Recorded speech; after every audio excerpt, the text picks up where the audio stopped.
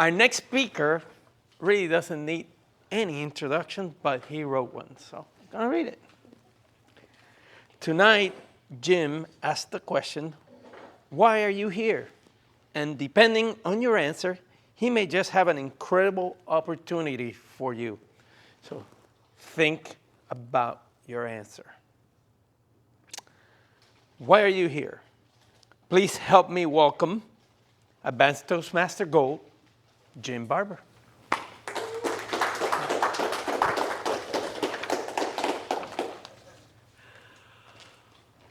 Why are you here? Mr. Toastmaster, my fellow Toastmasters, visiting Toastmasters, and our most welcome guest. Why are you here? But before we go there, let me, as Gil mentioned, I have an incredible opportunity that I want to tell you about. But first, we do need to answer the question, why are you here? It's a question that I ask many people when they first come to Toastmasters, and the answer is frequently to get more confidence, to be more comfortable speaking in front of people, to improve my English, things like that, which are fine responses, they're fine reasons, but actually what I really want to know is the why behind the why. Why do you want to be more confident? Why do you want to improve your English? And when you do that, frequently the answer to that question, why are you here, is related to business. People either fall into, it seems, two major categories. They're either corporate, they have a job, they're an employee, and they recognize that improved presentation skills improves your chances of promotion. It's going to give you better salary. You've got the opportunity, if you never need to change jobs, if you can present well in front of people, you're ahead of the game. But not everybody's an employee. Some people have an entrepreneurial bent. Either they're doing it or they want to do it sometime in the future.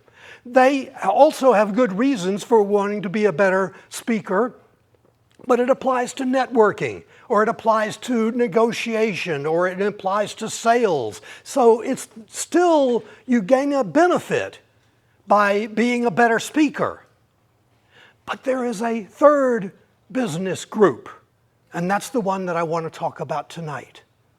Not being an employee, not being an entrepreneur per se, but being a professional speaker. Now, what a professional speaker is varies depending upon who you ask. Toastmasters has one definition, the National Speakers Association has another definition. I'm basically taking the definition that a professional speaker is someone who does what you are doing here tonight, but you're getting paid for it. That could be kind of nice, to get paid to speak to people. Being a professional speaker. Some people have never thought about that. Other people have said, oh yeah, it's something I really want to do someday. The question is, how do you do it? Toastmasters, I love Toastmasters, if you haven't figured that out by now. This is my 36th year in Toastmasters. I love the Toastmasters program. It is a great way to learn how to speak. But Toastmasters as a whole knows squat about professional speaking. Do not come to Toastmasters and expect to learn the business of speaking because they don't know anything about it. For that, you need a different organization. The National Speakers Association that I mentioned a moment ago is it's the counterpart to Toastmasters for professional speakers. You go to national speakers to learn how to be a professional speaker or to be a better professional speaker. NSA is a great organization. It does have a couple of drawbacks, though.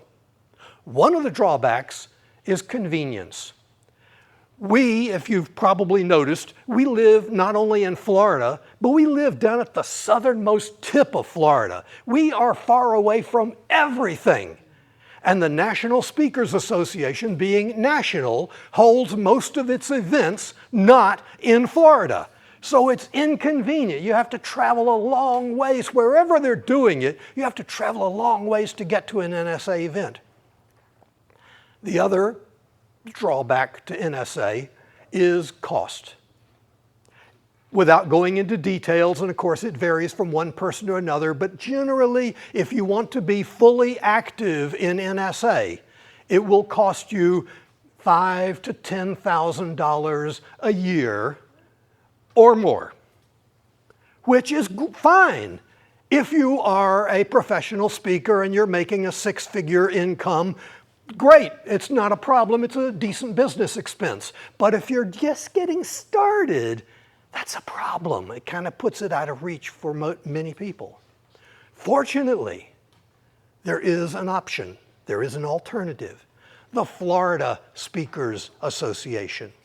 The Florida Speakers Association is a chapter of the National Speakers Association, but as the name implies, it's here in Florida. It addresses the two objections to the National Speakers Association. Convenience, we're not national, we're located right here in Florida, South Florida for that matter. We hold all of our meetings in Broward County. Actually, we're holding them in Dania Beach. So they're convenient. Also, cost. Again, details will vary depending upon what you're doing, but you can be fully active in the Florida Speakers Association for less than 1/10 what it would cost to become fully active in the National Speakers Association. So it's more convenient and it's far more affordable. But that's not the opportunity that I said I was going to talk to you about. Go back to Toastmasters for a moment. If you've been in Toastmasters for any length of time, there's a good possibility that you've heard of Patricia Fripp. Fripp is well known within Toastmasters. For one thing, she is distinguished in that she is the only speaker to have spoken more than anybody else at Toastmasters International Conventions, not the district that we're going to be holding next May, the international convention that's held around the world. She has spoken at international conventions more than anyone else in the world. Toastmasters recognizes her as one of the premier speakers in the world.